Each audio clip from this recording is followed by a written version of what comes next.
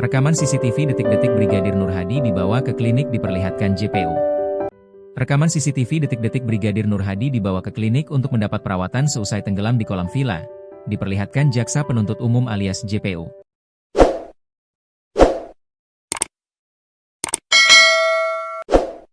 JPU memperlihatkan rekaman CCTV di Klinik Warna Medika, Gili Trawangan, Kabupaten Lombok Utara, Nusa Tenggara Barat, NTB, tersebut, saat sidang kasus dugaan pembunuhan Brigadir Nur Hadi.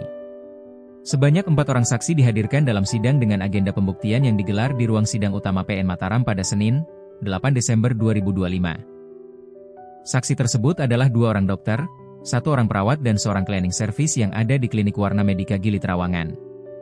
Rekaman CCTV adalah hasil perekaman video yang diambil oleh kamera pengawas atau closed circuit television, CCTV.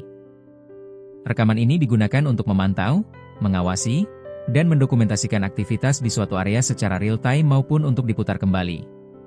Rekaman CCTV biasanya dimanfaatkan untuk keamanan, penyelidikan kasus kriminal, pemantauan lalu lintas, serta pengawasan di tempat umum maupun lingkungan pribadi. Dikutip Tribun Lampung Co.id dari Kompas.com, melalui rekaman CCTV itu, diperlihatkan saat-saat korban Brigadir Nur Hadi dibawa ke Klinik Warna Medika pada hari kejadian, hingga korban dinyatakan meninggal dunia pada 16 April 2025.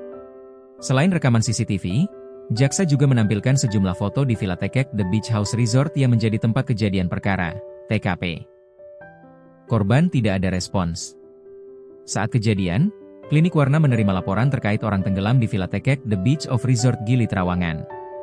Dr. Lingga bersama Randy, perawat klinik, dibantu Doni, cleaning service, langsung menuju The Beach House Resort. Setibanya di lokasi, petugas medis masuk ke Villa Tekek melihat korban Brigadir Nur Hadi sudah tergeletak di pinggir kolam hanya mengenakan celana kolor.